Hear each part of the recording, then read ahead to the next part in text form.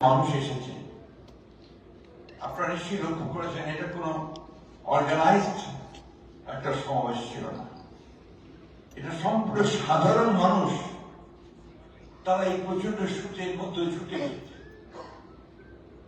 কেঁদেছে। এখনো যদি আপনারা তার কবরে যান, গিয়ে দেখবেন হাজার হাজার মানুষ সেখানে আসছে, দোয়া করছে, জিয়ারত করছে।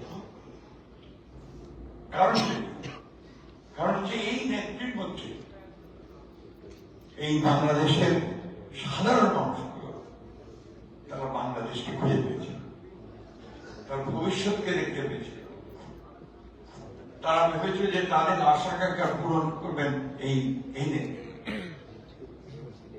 আমাদের অনেক সমালোচনা হয় বিএনপি, নিঃসন্দেহে প্রত্যেক রাজনৈতিক দল সমালোচনা হবে, অনেক কাজ ভুল ত্রুটি সবকিছু নিয়ে হয়।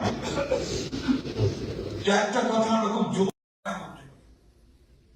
কণ্ঠে বলতে হবে যে আমাদের নেতা, যিনি আমাদের দল তৈরি করেছিলেন, শেখ মুজিবুর রহমান, তিনি স্বাধীনতার ঘোষণা দিয়েছিলেন এবং ৭৫ সালে তিনি যখন রাষ্ট্রপতির দায়িত্ব পেয়েছিলেন তখন একদলীয় শাসন ব্যবস্থা থেকে বহুদলীয় শাসন ব্যবস্থায় নিয়ে গিয়েছিলেন, গণতন্ত্রে নিয়ে গিয়েছিলেন, মুক্ত বাজার অর্থনীতির কাছাকাছি গিয়েছিলেন, একই সঙ্গে প্রেসকে, মিডিয়াকে তিনি মুক্ত করে দিয়েছিলেন, বাক স্বাধীনতাকে অক্ষুণ্ণ করেছেন, মানুষের অধিকারকে তিনি সমুন্নত করার চেষ্টা করেছেন।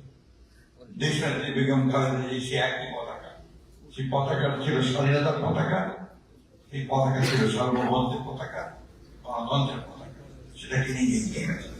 আজকে আপনাদের নেতৃত্বে অনেকেই ব্যবসায় সংক্রান্ত অনেকগুলো বিষয়ে তার অবদানের কথা বলেছেন। আমি শুধু এইটুকু বলতে চাই যে বাংলাদেশকে একটি গণতান্ত্রিক রাষ্ট্র হিসাবে প্রতিষ্ঠা করতে তার যে অবদান, সে অবদানকে কখনো অস্বীকার করা যায়। তিনি কষ্ট করেছেন, জেলে গেছেন, শেষ মুহূর্তে তিনি যখন মিথ্যা মামলায় সাজাপ্রাপ্ত হয়ে জেলে যান তখন তিনি সুস্থ ছিলেন। যখন তিনি জেল থেকে বেরিয়ে আসেন ২ বছর পরে হাসপাতালে যখন তাকে আবার বন্দীগণ অবস্থায় নিয়ে যাওয়া হয় তখন তিনি হুইল চেয়ার ছিলেন।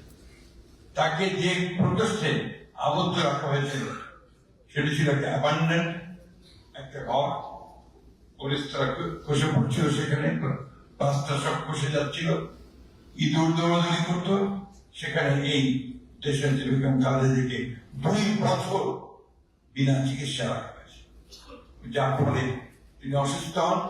সে অসুস্থই আজকে থেকে এই পরিণতিতে নিয়ে গেছে। আমি যে কথা বলতে চাই, কথা দীর্ঘ করবো না, যে আমি তার কোনো তুলনা খুঁজে পাই না। এই জন্যই একাধারে তিনি ছিলেন একজন রাজনৈতিক দলের নেত্রী, একই সঙ্গে তিনি ছিলেন আবার কঠিন, কখনো আপনার সংকীর্ণতায় ভুগতেন না। আপনাদের নিশ্চয়ই মনে আছে যে ৫ই আগস্ট যেদিন ছাত্র জনতার অভ্যুত্থানের মধ্য দিয়ে জাতি আরেকবার স্বাধীন হলো, সেই রাত্রেই আমি গিয়েছিলাম হাসপাতালে তার একটা বক্তব্য নেওয়ার জন্য। কারণ আমরা যেটা আশঙ্কা করছিলাম যে এরপরে আপনার আইন শৃঙ্খলা পরিস্থিতি নিয়ন্ত্রণ করা যাবে না, দেশনেত্রীর একটা বক্তব্য খুব বেশি প্রয়োজন ছিল। আমি গিয়ে যখন অত্যন্ত অসুস্থ তিনি, আমি যখন হাসপাতালে দেখেছি বললাম, ম্যাডাম যেমন করে হোক, কষ্ট করে হলেও আপনাকে ছোট্ট একটা বার্তা দিতে হবে, মেসেজ দিতে হবে। তিনি কথাগুলো আমি কি পারবো? তাকে দায়িত্ব ছিলেন, বলেন পারবেন। আমরা সেখানে বসি, উনি ধারণা দিলেন, আমরা ৪-৫ লাইনের মধ্যে একটা বার্তা তৈরি করেছিলাম। সে বার্তা তিনি এত কষ্ট, এত নির্যাতন, এত নিপীড়ন, এত অত্যাচারের পরে তিনি যে বার্তাটা দিলেন সেটি প্রথম ছিল প্রতিশোধ নয়, প্রতিহিংসা নয়, আসুন আমরা সবাই মিলে ঐক্যের মধ্য দিয়ে, ভালোবাসার মধ্যে দিয়ে নতুন বাংলাদেশ নির্মাণ করি। এই একটি বার্তা সমগ্র বাংলাদেশকে বদলে দিয়েছিল।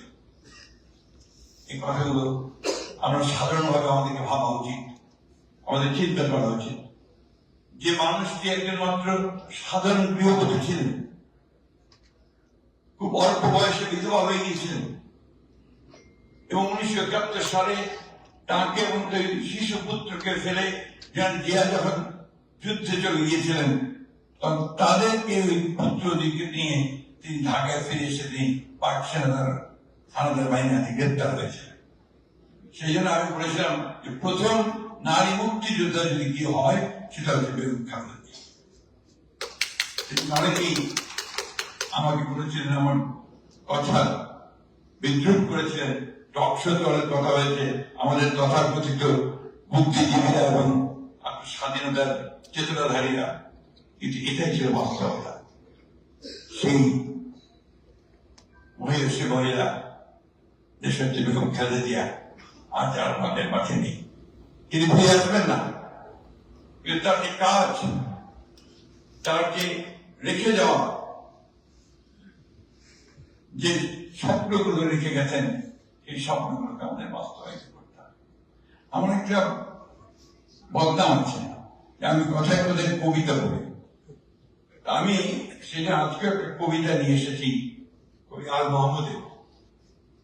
আমি সে কবিতাটা আপনাদের শোনাতে চাই, যদি আপনাদের ধৈর্যের ত্রুটি না ঘটে।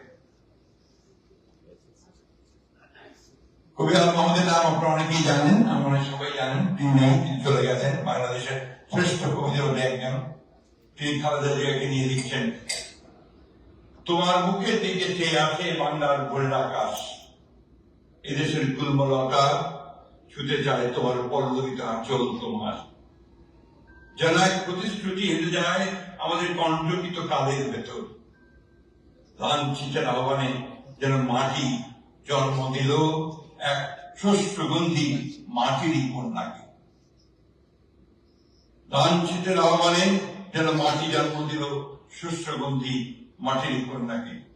প্রত্যাশার কণ্ঠস্বর কি জানি, কি মন্ত্র বলে কেবল ছড়িয়ে দিচ্ছ মাঠে ঘাটে আদিগন্ত শস্যের কিনারে।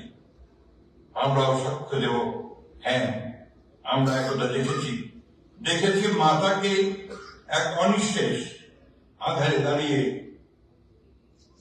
আরো ডানার মতো মেলে দিয়ে ব্যক্ত দুই বাহু 11 কোটি